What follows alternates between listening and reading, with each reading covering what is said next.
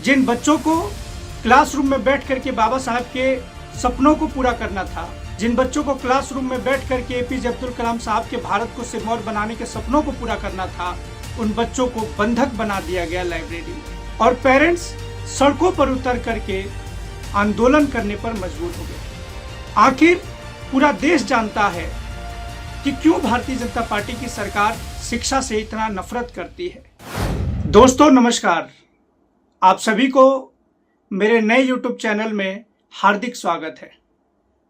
मेरे द्वारा बनाए गए इस पहली वीडियो में हम बात करेंगे कि किस तरीके की दिल्ली की डबल इंजन की सरकार, जो डेड इंजन की पर्यायवाची है, वो क्यों दिल्ली के शिक्षा मॉडल को कुचलना चाहती है। आखिर शिक्षा से इस सरकार को इतना नफरत क्यों है।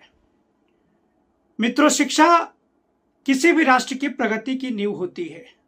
यदि शिक्षा प्रणाली सशक्त हो तो समाज में समानता, जागरूकता और विकास को बढ़ावा मिलता है। किसी भी विकासशील देश के लिए विकसित देश के बनने तक के सफर में सबसे मूल साधक शिक्षा होती है। और शायद इसीलिए डॉक्टर एपीजे अब्दुल कलाम साहब ने कहा था कि यदि 19वीं शताब्दी ब्रिटेन की रही, यदि 20वीं शताब्दी अमेरिका की रही, तो 21वीं शताब्दी हिंदुस्तान की होगी। और हिंदुस्तान को विश्व के सिरमौर बनाने में सबसे बड़ी भूमिका शिक्षा की होगी। बाबा साहब ने शिक्षा को सिरनी का दूध बताया था, लेकिन आजादी के कई दशकों के बाद भी किसी भी सरकार ने शिक्षा के आमूल चूक परिवर्तन के लिए कोई कड़े कदम नहीं उठाए।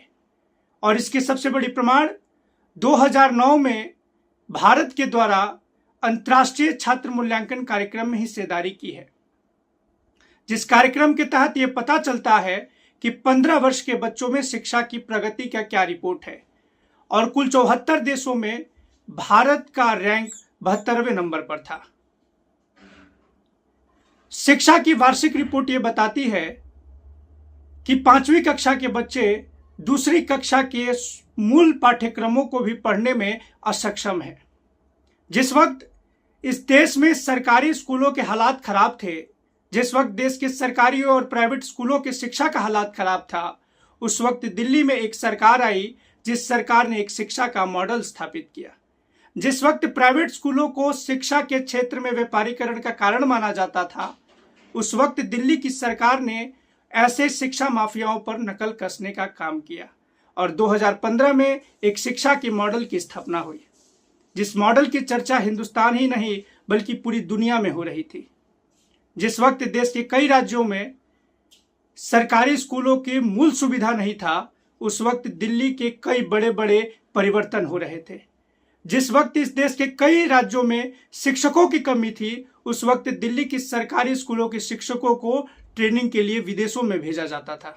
2014 में भारत की राजनीति में 2 मॉडल का आविष्कार हुआ। एक तरफ मोदी जी का रेवड़ा मॉडल था, तो दूसरी तरफ अरविंद केजरीवाल जी के द्वारा प्रतिपादित रेवड़ी मॉडल था।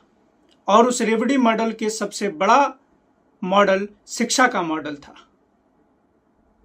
एक तरफ जहां पूरे हिंदुस्तान में सार्वजनिक और सरकारी स्कूलों को शिक्षा का सबसे बड़ा दुश्मन की तरफ देखा जा रहा था, तो अरविंद केजरीवाल जी और आम आदमी पार्टी की सरकार आने के बाद सरकारी स्कूलों को शिक्षा की उम्मीदों की तरफ देखा जाने लगा। जहां पर प्राइवेट स्कूलों को शिक्षा के व्यापारीकरण के रूप में जाना जाता था, वहां शिक्षा के माफियाओं को दिल्ली में अंकुश करने का काम दिल्ली में अरविंद केजरीवाल जी की सरकार ने किया। और पूरे देश ने देखा कि किस तरीके से कई प्राइवेट स्कूलों पर नकेल कसने के लिए उनकी मान्यताएं भी रद्द हुई। पूरे हिंदुस्तान के अंदर जब शिक्षा का एक मॉडल जिसकी चर्चा दुनिया के तमाम राज्यों में और दुनिया के तमाम देशों में हो रही थी, जब यूनेस्को ने हिंदुस्तान के अन्य राज्यों के लिए 2021 में एक रिपोर्ट दिया कि हिंदुस्तान की शिक्षा प्रणाली नो स्कूल नो क्लासरूम की है, उसी वक्त अमेरिका के सबसे प्रतिष्ठित अखबारों में से एक न्यूयॉर्क टाइम्स ने दिल्ली की शिक्षा मॉडल की कसीदे पूरे दुनिया के पटल पर पढ़ रहा था। और पूरी दुनिया को यह सीख दे रहा था कि दिल्ली की शिक्षा मॉडल से कैसे सबको सीखना चाहिए।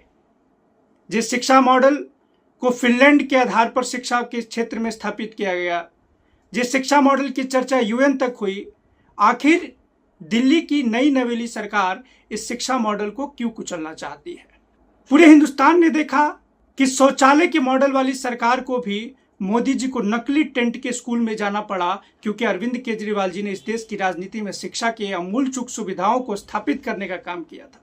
और दिल्ली का यह शिक्षा मॉडल, जिसको देखने के लिए अमेरिका की राष्ट्रपति की धर्मपत्नी हिंदुस्तान आई, गुजरात को ठुकरा करके, भारतीय जनता पार्टी के तमाम राज्यों को ठुकरा करके, ये कहीं ना कहीं भारतीय जनता पार्टी की आंखों की किरकिरी बन गई।